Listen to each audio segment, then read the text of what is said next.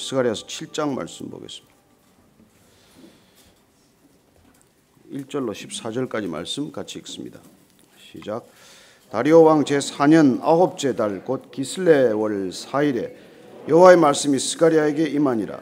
그때 베델 사람이 사레셀과 레겜멜렉과 그의 부하들을 보내어 여호와께 은혜를 구하고 만군의 여호와의 전에 있는 제사장들과 선지자들에게 물어 이르되 내가 여러 해 동안 행한 대로 5월 중에 울며 근신하리이까 하며 만군의 여호와의 말씀이 내게 임하여 이르시되 온 땅의 백성과 제사장들에게 이르라. 너희가 70년 동안 5째 달과 7째 달에 금식하고 애통하였거니와 그 금식이 나를 위하여 한 것이냐. 너희가 먹고 마실 때 그것은 너희를 위하여 먹고 너희를 위하여 마시는 것이 아니냐.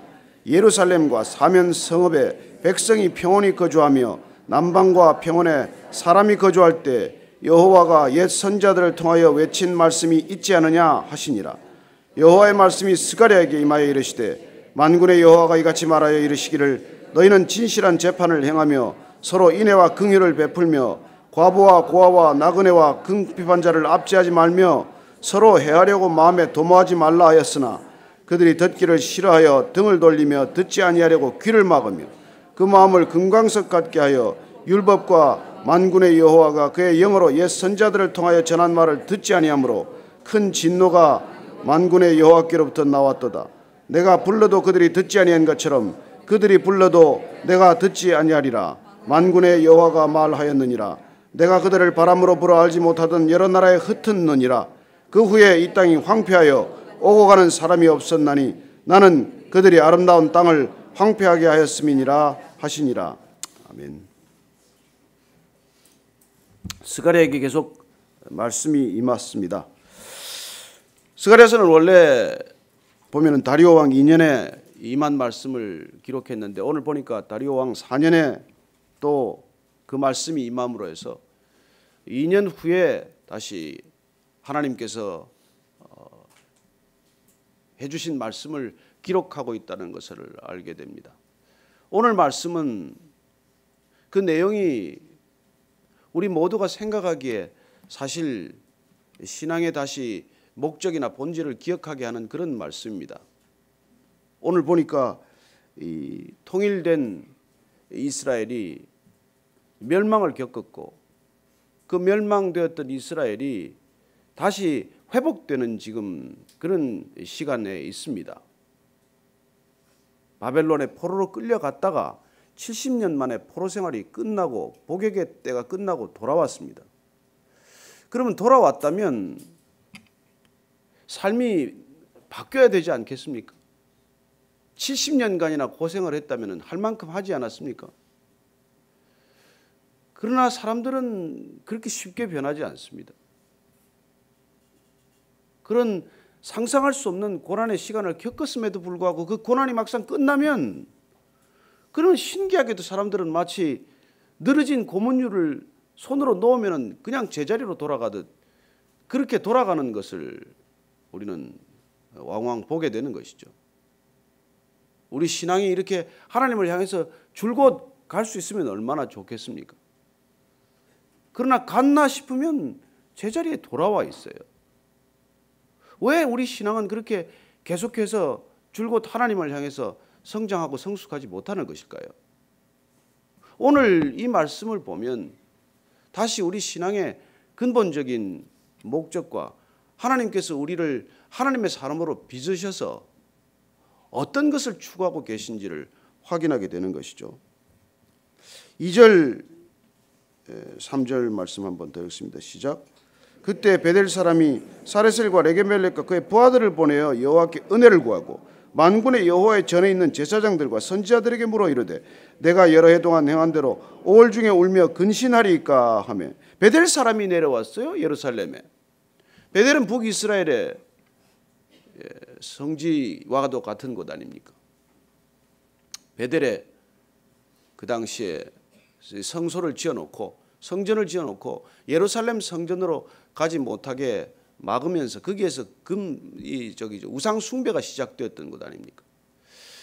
어쨌든 나라가 멸망하고 다시 회복되면서 이제 북이스라엘 사람들이 남유다와의 어떤 벽을 허물고 있는 모습을 보는 것이죠.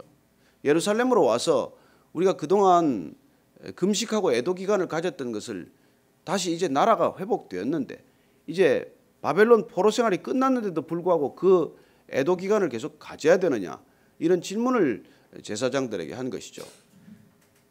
그때 하나님의 말씀이 스가랴에게 임하게 됩니다. 4절 5절 말씀 같이 읽습니다. 시작. 만군의 여호와의 말씀이 내게 임하여 이르시되 온 땅의 백성과 제사장들에게 이르라. 너희가 70년 동안 다섯째 달과 일곱째 달에 금식하고 애통하였거니와 그 금식이 나를 위하여 한 것이냐? 하나님께서 70년 동안 너희들이 금식했다. 이건 지금 다섯째 달, 일곱째 달에 금식했다고 되어 있는데, 첫 번째 금식했던 이유는 예루살렘 성전이 불타고 회파된 것에 대한 슬픔을 표현한 것입니다. 이스라엘 백성들의 정체성은 곧 성전 중심이지 않았습니까? 그렇게 자랑스럽게 생각했던 솔로몬 성전이 정말 깡그리 무너지고 불에 타는 것을 보았을 때 그들의 심정은 자기 집이 타는 것과 비교할 수 없는 것이었어요. 지금 사람들하고는 심정이 다른 것입니다. 정말 하나님의 전이 불에 타버린다. 이건 그 사람들로서는 요새 말로 하면 정말 멘붕이 온 것이죠. 어떻게 저럴 수가 있나? 어떻게 하나님의 전이 불에 탈 수 있냐? 아니, 하나님의 계신 성전이 어떻게 무너질 수 있냐? 그런 충격을 받았던 것입니다. 그래서 정말 슬픔이 극에 달했기 때문에 그 사람들은 한 달간 금식을 했어요. 마치 요즘에 그 무슬림들이 라마단 기간을 갖는 것처럼 그렇게 아침에 정말 해 뜨서부터 해질 때까지 금식을 했건 그런 종일 금식을 한 것이죠. 그야말로 내 마음 깊은 곳에서 솟아오르는 슬픔을 가누지 못해서 시작된 애도 또한 슬픔일 것입니다. 그러나 그것이 정말 달이 거듭되고 해가 거듭되고 시간이 자꾸 지나면서 여러분 그 슬픔은 사라졌는데 슬픔의 의식은 남았단 말이에요. 일곱째 달의 금식은 그렇게 성전이 무너지고 다시 느부갓네살 왕이 그달랴라는 사람을 유대 총독으로 임명을 했어요. 근데 그 유대 총독이 다시 그 암몬 왕의 사주를 받은 이 이스마엘이라는 사람에 의해서 2달 만에 다시 살해가 됩니다. 이 사람은 비록 느부갓네살 왕에 의해서 총독으로 세워졌지만 그달랴는 그렇게도 애통하는 마음이 있었기 때문에 예레미야 선지자도 섬겼고 정말 비록 바벨론 땅에 의해서 총독으로 임명되었지만 이스라엘 백성들의 마지막 신앙적인 그런 이 헌신을 위해서 나름대로 애썼지만은 불행하게도 2달 만에 암살을 되고 만 거예요. 그래서 그 사람을 슬퍼하는 어떤 그런 또 애도의 마음이 난 것이죠. 그래서 또 금식을 하고 슬픔을 표했던 것입니다. 그러나 점점 시간이 지나면서 무엇 때문에 다섯째 달, 일곱째 달에 금식하는지 그 이유도 모른 채 금식이라는 행위는 남아서 계속이 된 것이죠. 그런데 이제 예루살렘으로 사람들이 다 돌아왔는데도 불구하고 그걸 해야 됩니까? 하고 물었을 때 마치 하나님께서는 그동안 서운한 가슴을 쌓였던 것을 그냥 쏟아놓듯이 이렇게 말씀하시는 것이죠. 너희들이 그동안 금식을 2달씩이나 한다고 했지만 그게 정말 나를 위하여 금식한 것이냐? 아마 생각지도 못했던 답일 거예요. 너무나 깜짝 놀랐을 거예요. 주님, 저희들이 계속해서 금식해야 합니까? 그렇게 물었는데 너희들이 지금까지 금식이라고 한 게 나 때문에 금식한 거냐? 그렇게 되묻는 질문에 얼마나 당혹스러웠겠습니까? 너희들이 나를 위하여 한 것이냐? 그렇게 질문하시고 나서 반문하시고 나서 그 다음 계속되는 말씀을 한번 읽어보실까요? 6절입니다. 시작. 너희가 먹고 마실 때 그것은 너희를 위하여 먹고 너희를 위하여 마시는 것이 아니냐? 왜 이런 말씀이 붙었을까요? 너희들이 먹고 마실 때 너희 자신을 위하여 먹고 마신 것이 아니냐? 그처럼 그와 같이 너희들이 금식한 것도 너희들 자신을 위하여 금식한 것이 아니냐? 그렇게 말씀하시는 것이죠. 자, 오늘 우리가 이 금식의 문제를 그렇게 심각하게 요즘은 생각하지 않습니다. 그러나 이스라엘의 신앙은 사실 이 바벨론의 포로가 되기 전과 포로가 되기 이후에는 어떻게 보면 이 신앙 행위의 큰 축이 바뀌어간 것입니다. 왜냐하면 바벨론 침공 이전에는 제사 중심이었어요. 성전에서 드려지는 제사 그런 중심으로 흘렀다면 성전이 무너지고 나서는 이제 제사 드릴 곳이 마땅히 없어졌기 때문에 금식이라든지 구제라든지 이런 어려운 사람들이 많이 생기고 하면서 이런 쪽으로 신앙의 큰 축이 옮겨가기 시작을 한 것이죠. 그래서 그전에는 만약 예배 중심이었다면 지금은 어떻게 보면 사회 참여 중심으로 바뀐 것입니다. 나쁜 건 아니에요. 당연히 해야 될 일이죠. 하나님께서 이스라엘이 멸망하기 전에도 수차례 그런 말씀을 하셨습니다. 사회적 정의를 위해서 너희들이 애쓰지 않는다면 너희들의 구원은 도대체 누굴 위한 것이냐. 그런 말씀을 이사야나 예레미야나 아모스나 그런 선지자들을 통해서 계속해서 말씀해왔던 요지예요. 그럼에도 불구하고 이 포로 기간 동안에 그런 어려움을 겪고 돌아왔음에도 불구하고 이 사람들의 신앙의 본질이 전혀 흐트러지지 않은 채 와서 고작 묻는 질문이라는 것이 저희들이 계속해서 금식해야 합니까? 이런 질문에 그냥 하나님이 마치 그냥 그동안 참았던 게 터지듯이 그렇게 갖다 무슨 마치 퍼부어대듯이 그렇게 말씀하시는 그런 느낌을 받는 거예요. 너희들이 지난 70년 동안은 나를 위해 금식했느냐? 너희들이 그동안 먹은 것이 너 자신을 위해서 배불리 먹고 사는 것이라면 금식도 너 자신을 위해서 한 것밖에 더 되느냐? 이제 이런 말씀을 하시는 거예요. 그래서 우리가 사실은 하나님의 서운한 마음이 바벨론 포로로 잡혀가기 전부터 계속됐다는 것을 우리가 한번 확인할 필요가 있어요. 그래서 내가 이사야 한번 우리가 1장 말씀을 한번 더 읽겠습니다. 금식의 진정한 목적을 발견하기 위해서 우리가 이런 것들을 한번 읽어보자는 것이죠. 자, 1장 17절 이사야서 1장 17절 말씀입니다. 시작. 선행을 배우며 정의를 구하며 학대받는 자를 도와주며 고아를 위하여 신원하며 과부를 위하여 변호하라 하셨느니라. 하나님께서 이런 말씀을 하기 전에 봅니까? 11절 보면은 여호와께서 말씀하시되 너희의 무수한 재물이 내게 무엇이 유익하뇨? 나는 수장의 번제와 살찐 짐승의 기름에 배불렀고 나는 수송아지나 어린 양이나 수점소의 피를 기뻐하지 아니하노라. 너희가 내 앞에 보이러 오니 이것을 누가 너희에게 요구하였느냐? 내 마당만 밟을 뿐이니라. 헛된 재물을 다시 가져오지 말라. 분향은 내가 가정히 여기는 바요 월삭과 안식일과 대회로 모이는 것도 그러하니 성회와 어울러 악을 행하는 것을 내가 견디지 못하겠노라.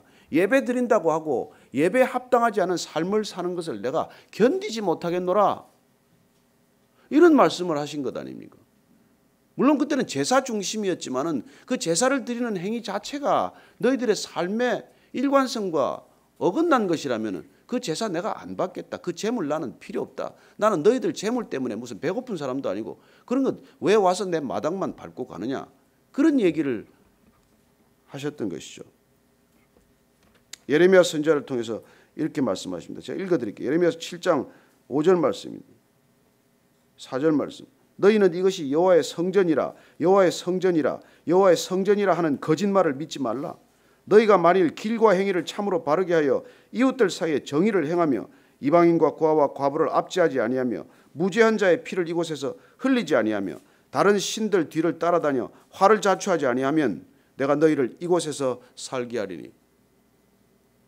여기가 성전이다 성전이다 성전이다 하지 말라는 거예요. 성전 중심으로 살아가는 이스라엘 백성들을 향하여 이렇게 가혹하게 말씀하신 거예요. 너희들은 이걸 예배다 예배다 말하지 말아라. 이걸 성전이다 성전이다 말하지 말아라. 너희들의 삶이 예배에 합당하지 않은 삶, 너희들의 삶이 너희들의 몸이 성전되지 않으면 그게 다 무슨 소용이냐 그런 말씀을 하시는 것이죠. 아모스 선지자를 통해서 이렇게 말씀합니다. 5장 15절입니다. 너희는 악을 미워하고 선을 사랑하며 성문에서 정의를 세울지어다. 만군의 하나님 여호와께서 혹시 요셉의 남은 자를 불쌍히 여기시리라. 성문에 정의를 세워라. 이런 신앙적인 두 가지 태도 때문에 오늘도 동일하게 마찬가지입니다.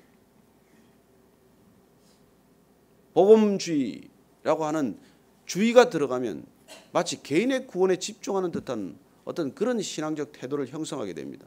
복음은 신앙의 본질이에요. 그러나 복음주의는 주의가 붙어버리면 그것도 하나의 인간의 생각이 될 수 있는 것이죠. 복음이면 족하다, 복음이면 충분하다. 그런 삶의 태도가 사회적 정의와 맥이 닿아 있지 않는다면, 그래서 지극히 개인주의로 흘러버린다면 그 신앙은 도대체 무슨 의미가 있겠냐는 것이죠. 하나님은 어제나 오늘이나 동일하신 분이에요. 하나님이 과거에 이렇게 이사야나 예레미야를 통해서 하신 말씀을 지금은 하시지 않겠습니까? 그래서 개인 구원에만 만족해야 한다. 그런 얘기가 어떻게 있겠습니까? 그러나 중요한 것은 무엇입니까? 왜 하나님께서 내가 나를 위해 금식한 것이냐고 말한 이유는 너는 도대체 신앙의 축이 어디냐? 넌 도대체 무엇 때문에 교회를 다니냐? 넌 지금 도대체 무엇 때문에 신앙 얘기를 하느냐? 이 얘기죠. 내가 여전히 삶의 축이 너 자신이라면, 그래서 너는 나와의 관계가 아직도 바로 세워지지 않았다면 그걸 왜 신앙이라고 하느냐? 그런 얘기죠. 여러분, 신앙은 본질적으로 하나님과의 수직적인 축이 바로 서는 일입니다. 중심이 바로 서는 일이에요. 여러분, 중심이 바로 서면 어제 우리가 사도 바울을 통해서 주일 말씀을 통해 보았듯이 중심이 바로 세워진 사람은 그야말로 지극히 부드러운 온유한 삶이 되는 것입니다. 그 사람은 온유한 까닭이 중심이 바로 세워졌기 때문에 모든 것들이 유연하기 때문이에요. 정말 중심이 바로 선 신앙은 유연한 신앙이에요. 그러나 여러분 보십시다. 중심이 없으면 어떻게 돼요? 중심이 없으면 변덕스러워요. 중심이 없기 때문에 항상 본인은 상황주의적이에요. 늘 상황에 휘둘리면서 상황을 합리화하는 그런 종교인의 전형적인 행태를 보이게 되는 것이죠. 오늘 주님께서 정말 이 스가랴서 7장 우리가 오늘 읽는 이 말씀이 단순히 그냥 금식의 문제만을 우리에게 지금 말씀하고 계신 것이 아니라는 것입니다. 너희들이 마치 금식이 먹고 마실 때도 너희들 자신을 위해서 먹고 마셨다면 금식하는 것도 너희들 자신을 위해서 먹고 마셨다는 것이죠. 그래서 예루살렘과 사면 성읍에 백성이 평온히 거주하며 남방과 평안에 사람이 거주할 때 여호와가 옛 선지자들을 통하여 외친 말씀이 있지 않느냐 하시니라. 우리가 읽었던 이 선지자들을 통해서 이미 하셨던 말씀, 그 말씀을 기억하라고 하는 것이죠. 그래서 오늘 이후에 8절 이후의 말씀은 너희들이 과거에 사로잡혀간 까닭을 다시 우리에게 다시 새록새록 기억해야 하는 말씀이에요. 그래서 9절 이하를 다시 한번 더 읽어볼까요? 시작. 만군의 여호와가 이같이 말하여 이르시기를 너희는 진실한 재판을 행하며 서로 인애와 긍휼을 베풀며 과부와 고아와 나그네와 궁핍한 자를 압제하지 말며 서로 해하려고 마음에 도모하지 말라 하였으나 그들이 듣기를 싫어하여 등을 돌리며 듣지 아니하려고 귀를 막으며 그 마음을 금강석 같게 하여 율법과 만군의 여호와가 그의 영으로 옛 선자들을 통하여 전한 말을 듣지 아니하므로 큰 진노가 만군의 여호와께로부터 나왔도다. 내가 불러도 그들이 듣지 아니한 것처럼 그들이 불러도 내가 듣지 아니하리라. 만군의 여호와가 말하였느니라. 너희들이 이렇게 해서 사로잡혀 갔는데, 그래서 포로된 삶에서 풀려났다면은 이제 어떻게 살아야 되느냐에 관한 말씀이죠. 도대체 구원받았으면 어떻게 살아야 합니까? 구원받은 삶이란 무엇입니까? 하나님과의 수직적인 축이 바로 세워지는 삶이 곧 구원받은 삶이에요. 그렇게 수직적인 삶이 바로 세워졌다는 뜻은 수평적인 삶이 바로 회복되었다는 뜻이라는 것이죠. 수직적인 삶을 바로 세우려는 까닭은 우리의 수평적인 삶이 수직적인 축이 바로 세워지지 않으면 절대로 수평은 이루어지지 않기 때문에 하나님께서 신앙의 본질을 지금 얘기하고 계신 것이죠. 너는 왜 구제하냐? 너는 왜 금식하냐? 너는 왜 기도하냐? 예수님께서 처음 오셔서 마태복음 산상수훈 첫 설교를 통해서 우리 신앙의 본질을 건드린 이유, 그것은 그때나 지금이나 동일하게 우리는 신앙의 축이 바로 서는 것을 확인하지 않으면 수평적인 관계가 이루어질 수 없다는 것을 말씀하고 계신 것이죠. 그리하여 슬픔이라고 하는 지극히 인간적이고 본연적인 그런 감정의 표출임에도 불구하고 슬픔은 없는 채 애도적인 형식만을 가졌던 이 사건을 통해서 주님께서는 오늘 우리 신앙의 그 뿌리를 건드리고 계신 것이죠. 너가 여전히 너 자신만을 위해서 먹고 마시고 산다면, 너 자신을 위해서 금식한다면, 기도도 너 자신을 위해서만 기도한다면, 구제도 심지어 사람들에게 알리는 것을 목적으로 해서 누구에게 알아주는 것을 목적으로 해서 구제한다면 그 모든 종교적 행위가 무슨 소용이 있느냐, 그 얘기를 동일하게 예수님도 하셨고 동일하게 하나님은 구약시대나 지금이나 우리에게 늘 일깨우는 말씀이라고 하는 것이죠. 내가 그들을 바람으로 불어 알지 못하던 여러 나라에 흩었느니라. 왜 멸망했습니까? 이스라엘 백성들이. 개인의 구원이 없어서가 아니라 사회적 공의가 무너졌기 때문 아닙니까? 이 나라가 지금 왜 우리가 어렵다고 말합니까? 왜 우리는 끊임없이 한국 사회를 위기 사회라고 말합니까? 여전히 사회적 정의가 공의가 이루어지지 않기 때문 아닙니까? 사회적 정의를 부르짖는 사람들은 정의롭습니까? 저는 이 나라의 예를 들어 세월호 사건이라든지 슬픈 일이에요. 애도할 만한 일입니다. 충분히 애도해야 합니다. 그러나 어쩌면 슬픔이란 강요될 수 없는 일이에요. 누구에게 슬픔을 강요할 수 있습니까? 내가 통곡하고 내가 애통할 수는 있는 일이지만 슬픔을 느끼지 못하는 사람이 왜 너는 슬퍼하지 않느냐, 그렇게 정죄할 수는 없는 일이에요. 저는 우리 사회가 지극히 위험한 사회로 치닫고 있다는 것을 봅니다. 정말 우리가 이 신앙이 필요한 까닭, 그 신앙이 허례허식적인 신앙이 아니라 주님께서 오늘 이렇게 질책하시는 그 신앙이 아니라 본질적인 신앙이라면 우리는 하나님과의 축이 바로 세워진 그 놀라운 구원의 감격 때문에 반드시 수평적인 관계를 우리가 되돌아보아야 하고, 그리고 그런 진정한 사회적 정의나 공의를 실현할 수 있는 사람들은 사회적 정의를 부르짖는 사람들이 아니에요.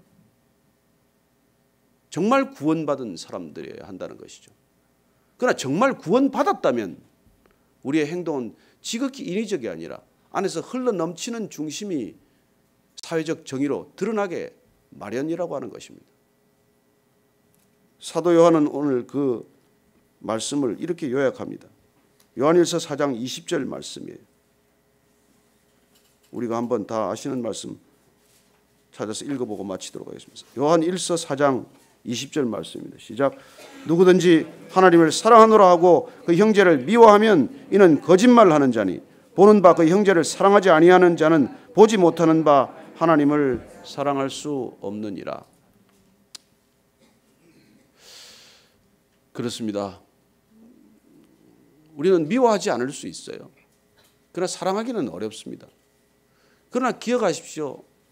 그 사랑은 주님께서부터 시작되었고 우리를 통해서 어딘가로 흘러가고 있어야 한다는 것입니다.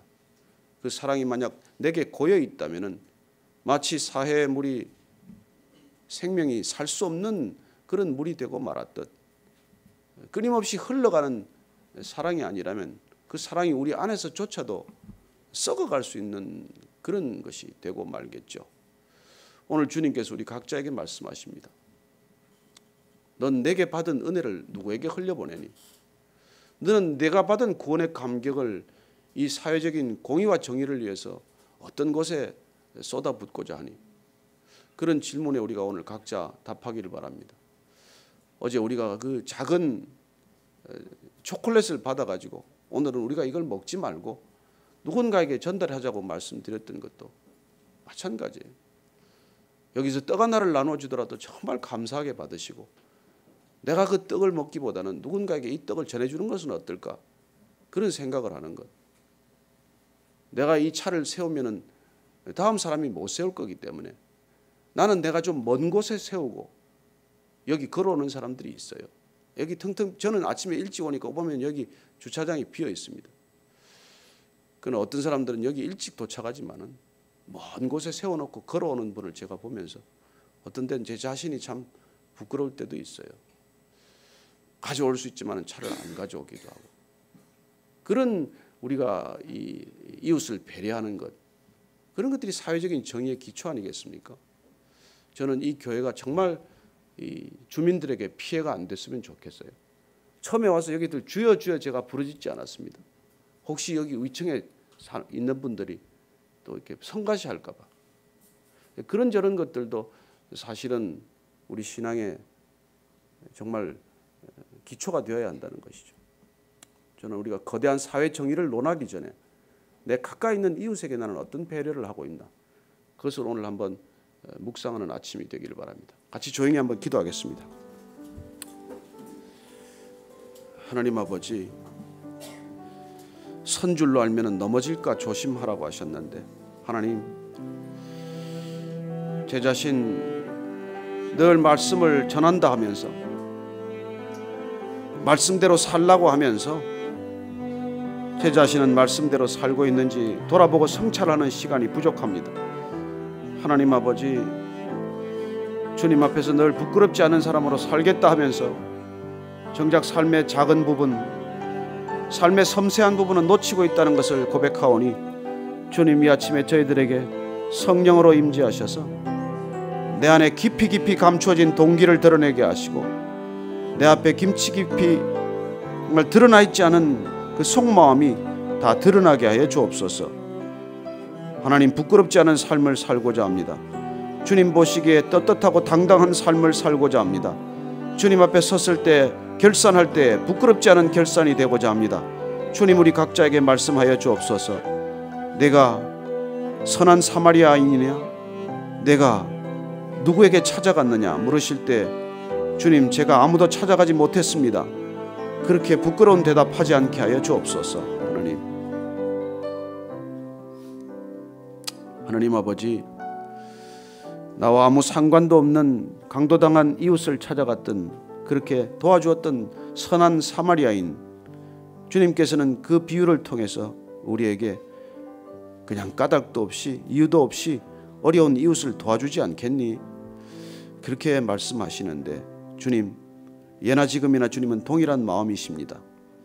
우리가 눈을 열어 누구에게 이 마음을 전해야 할지 날마다 기억하고 날마다 배려하고 날마다 찾아가는 진정한 믿음의 사람, 진정한 구원받은 백성 되게 하여 주옵소서. 이제는 십자가에서 그렇게 자신의 모든 것을 쏟아 부어버리신, 그리하여 마치 허비처럼 낭비처럼 보이게 사셨던 우리 구주 예수 그리스도의 은혜와 하나님 아버지의 무한하신 사랑과 성령의 진정한 교제케 하심이 오늘 이 아침에 말씀을 따라 다시 한번 우리 자신을 돌아보고 정말 주님의 마음에 합한 삶 살고 있는지 날마다 성찰하며 새롭게 결단하기를 선포하는 이 자리에 고개 숙인 모든 믿음의 사람, 성령의 사람들 위해 지금부터 영원까지 함께 하옵시기를 간절히 축원하옵나이다. 아멘.